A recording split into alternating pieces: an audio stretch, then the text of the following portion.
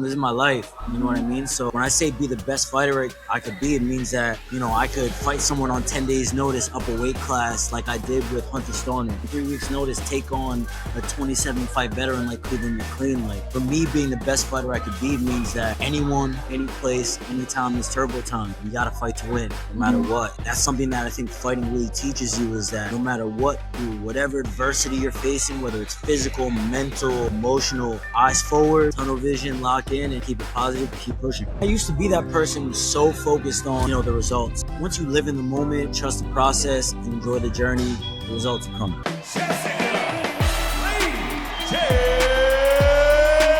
Sargus!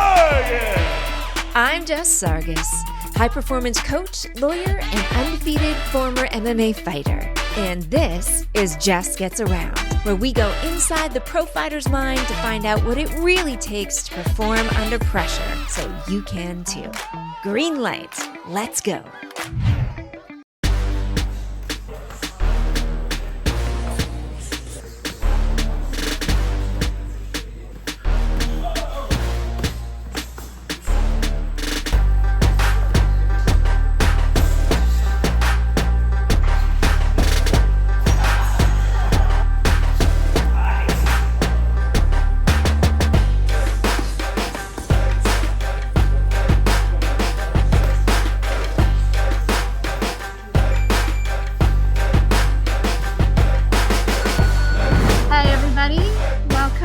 Another episode of the Legal Athlete Podcast special production, Jess Gets Around. I say Jess Gets Around because the first two were Phumi's.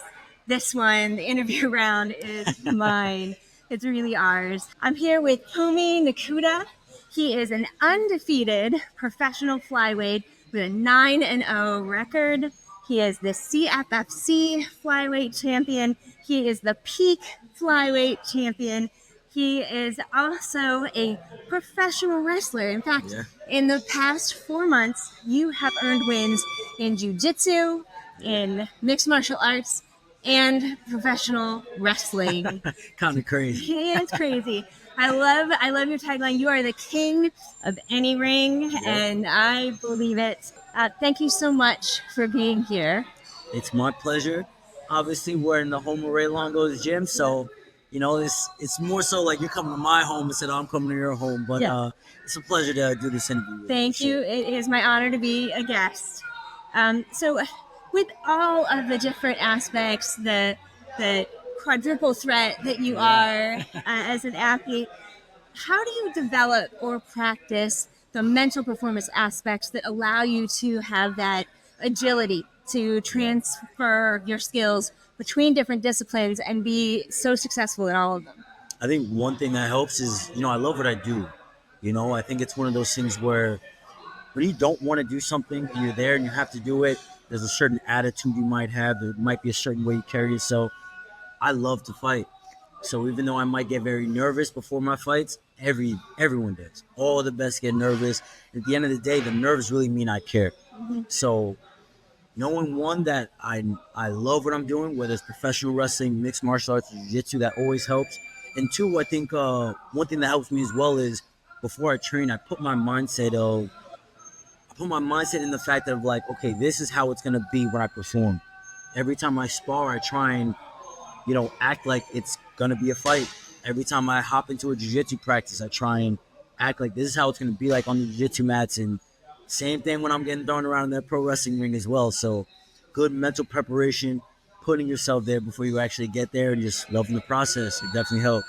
I love that. That is so key. And that's all of the mental performance techniques and tools that I've found so important, both, as an athlete, not as your level, and particularly as an attorney. You've been training though for a while. That's all right. I mean, 25 years. That's what I'm saying. You know a little something. I know something. I know something. I love one of the things that you said also on your Instagram feed is when it's lights, camera, action, I'm there. Yeah. I'm there. How do you get so focused and ready to perform at that moment? I just feel like that's where I belong, For some people, right, I explained this to Aljo on his podcast. Some people, like when they see love at first sight, they think about a person. For me, it's when I saw a ring. You know what I mean? Like that was love at first sight for me. Being able to be in that ring, be in the moment, do the things that I've seen, people who I wanted to grow up and be like, guys who inspire me, seeing what they do and just wanting to be in that same position as well. It makes us that way when I am there, it's on. You know what I mean? Like I don't have to fake it. I don't have to be somebody else. I truly believe that when I'm in that ring under those lights, I'm meant to be there. So it kind of helps me dial in, helps me lock in. And where some people might be scared of the moment and might be, overtaken by the moment, I live in the moment. You know what I mean? So that's why I feel so comfortable in that. So key. I love the present moment focus. I really feel like that is the key to success and the key to happiness. You know, if you're not in that present moment, how can you enjoy it? Absolutely. And I used to be that person who's so focused on the results, so focused on, man, like this, I gotta see my vision come to fruition. You start learning, like, once you live in the moment, you trust the process and enjoy the journey, the results will come. So that's something I wish I could tell a younger version of myself now, but it's meant to be when it's meant to be, and I learned that lesson, I think, at the right time. Yeah, absolutely. I think one other thing that I heard you say in Aldo's podcast, I was just listening to it today, was that you are always training to be the best fighter you can be.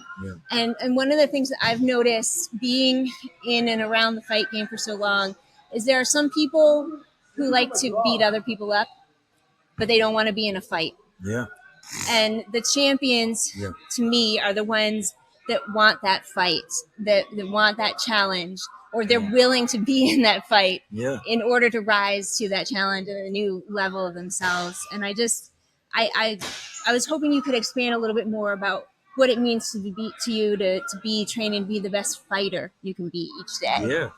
I think, look, sometimes you have people who they train for an opponent, right? And then you have other people who might need a training camp. For me, this is, I call this a second home. This is my life. You know what I mean? So when I say be the best fighter I could be, it means that, I could fight someone on 10 days notice up a weight class like I did with Hunter Stoner, in my past. It means that after taking a year and a half off of fighting, I could still come back and on 3 weeks notice take on a 27 fight veteran like Cleveland McLean. Like, for me, being the best fighter I could be means that anyone, any place, anytime is turbo time. So it doesn't matter who it is, doesn't matter where it is. I just love to compete. I love to be in here. I'm always putting in the work. So at the end of the day, this is one of those things where being the best fighter you could be means, anyone, any place. It doesn't matter at all. I just love to fight. I love to fight at the end of the day. Some people don't like to fight. Some people aren't willing to be the nail and always want to be the hammer. But I make myself the nail so much in this gym that, you know what I mean? It allows me to be the hammer in my fight. So, I just love this game. And I think a lot of people might do it for clout, for money. I do it for the love of the game. And I think we're missing that nowadays, Yeah, I think that's the beauty of it. That's why I fell in love with the sport, which is the ability to push my boundaries and see what I was capable of, and to have those boundaries keep getting higher, because I think when you want to be great at something, whatever it is, that you want to keep expanding your potential. Absolutely. You don't want to just rise to your current potential. You want to rise to it and keep pushing it higher. Absolutely. It just goes back to, do you want to settle? Or are you just going to settle for whatever, or are you just going to actually strive for something more? And, those guys who are passionate, those guys who really want it, who do it for the love of the game, they're not going to be swayed by money. They're not going to be swayed by cars, clothes, or, women in my case, or, men for another girl's case. You know what I'm saying? Like, it's all about the love of the game. So I just try and keep it about that. And, even in hard times too, it kind of helps me keep pushing, because it's just like, look, I love to do this, even if it's hard. I'd rather be going through the hard times here than be working some 9 to 5 for somebody else in some corporate job and going through hard times there. So, at the end of the day, it's worth it. That's right. It's all about meaning, how you define meaning in your life, how you find it, how you serve it. Another thing that I loved that I heard you say was that you're also trying to be the best person that you can each day and help other people. I think it's so important for us to have that kind of foundation and grounding that I know you've seen it, that sometimes athletes define themselves solely as being an athlete, and there is a time limit in this sport. So when that goes away, it feels like they're unmoored. They don't have that foundation. And so I love what you said about also trying to be the best person you can and help other people.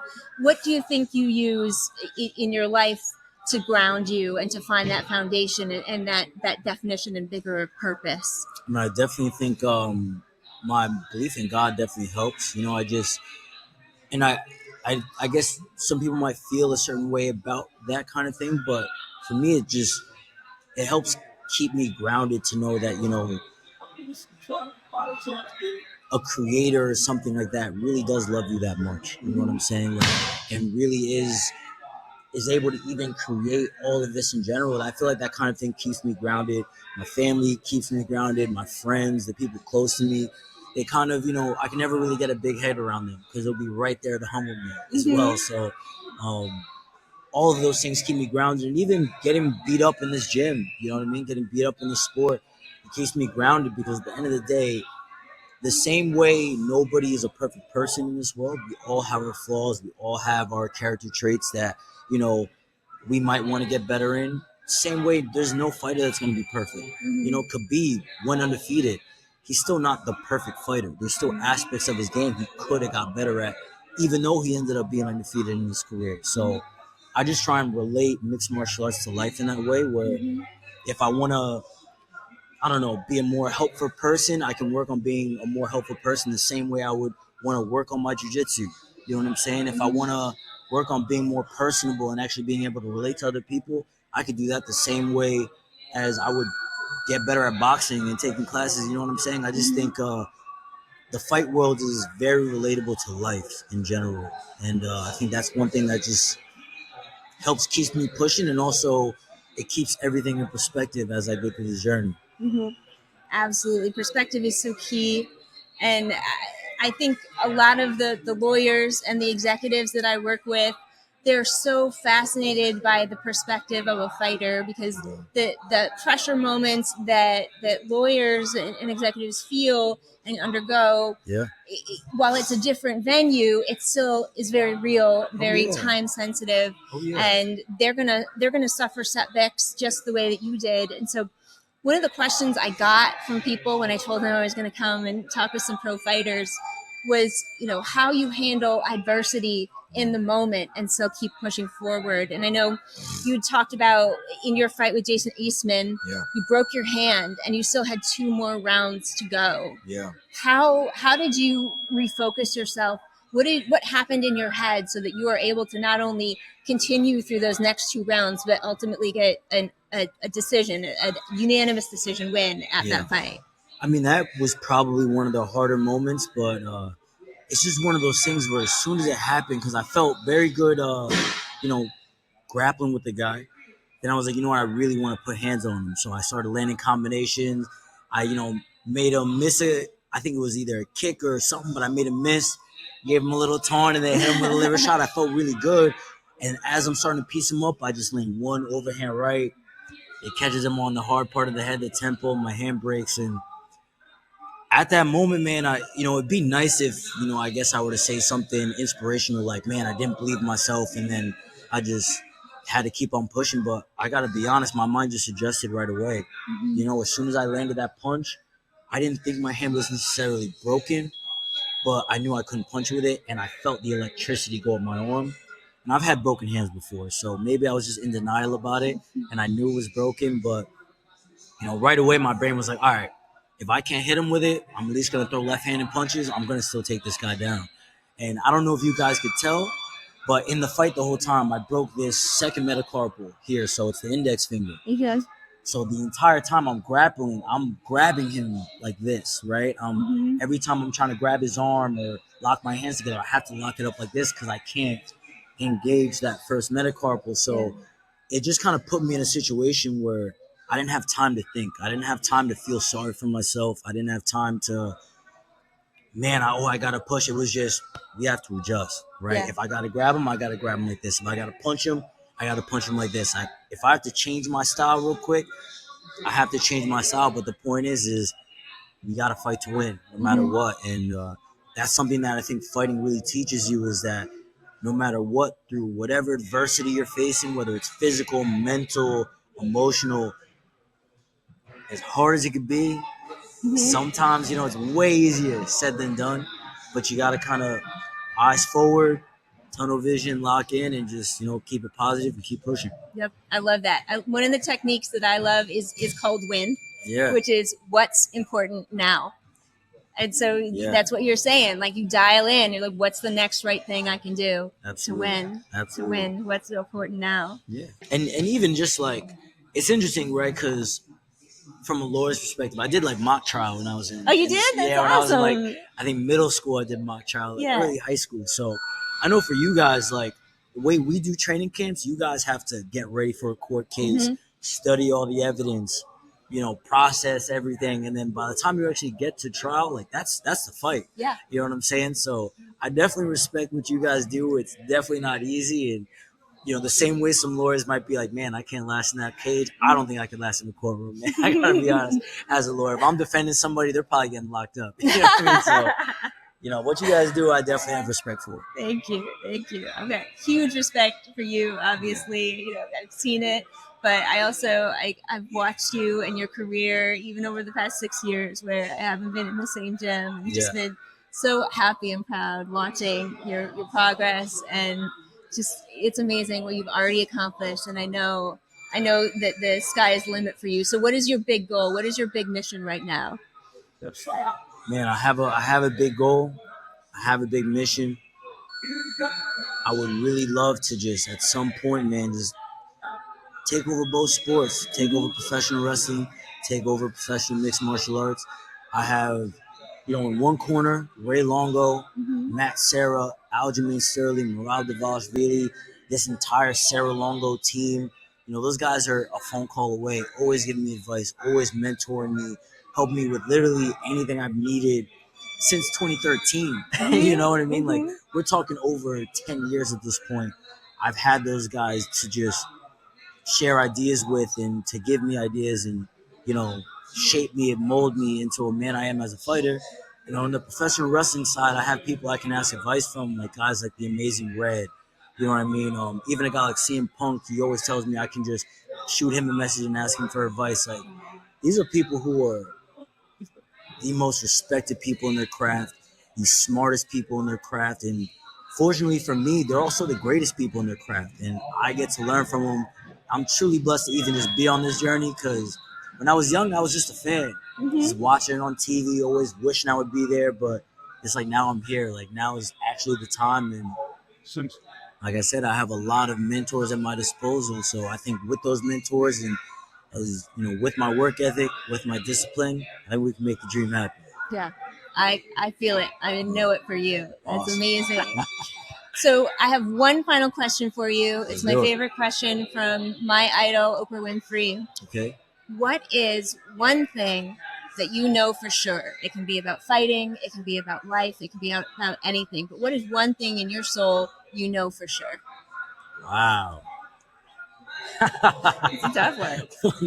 It's crazy because that question sounds very easy. You know what I mean? But now that you're asking me on the spot like this, it is pretty difficult. Yeah. I will say this. One thing that I know for sure is that it's always worth it to be a good person. I think it's very easier said than done, but life happens, and sometimes people can do you dirty. Sometimes life can do you dirty. You know what I mean? Sometimes life can kick you down and throw you to the curb, and everyone walking by could just look at you and laugh at you while you're on the curb, and you know what I mean? But I think at the end of the day, if you can still maintain who you are as a person throughout all the adversity you might go through in life, I think that for sure means a lot, and I think it shows true character. So I think at the end of the day, no matter what happens in life, no matter what you're going through, it's always worth it to be a good person. That I know. Yes. Amen. I love it. I love it. Well, thank you so much for being here, Phumi, for course. letting me be here in your Of home. course. You're always welcome back. This is your home just as much as it is mine. Thank you. Yes, I feel it. I love everybody here. So thank you very much. Thank you for joining us on Jess Gets Around here on the Legal Athlete Podcast. And don't forget, give yourself that green light to live your best life today. Get those dreams, get after it, make it bold. Make it happen. Bye. That's time on this episode of Jess Gets Around. Thanks for stepping inside the cage and inside a pro fighter's mind with me. If you like this episode and want to see more on the Legal Athlete Podcast, be sure to like, follow, subscribe, and drop a comment to let us know what hit the hardest for you. If you'd like to learn how to get me to speak at your firm, business, or event, or if you're a trial lawyer ready for a trial fight camp, click the email link in the description to connect. This has been Jess Sargus, and I coach the bold and the fighter inside all of us. Green light, let's get after it.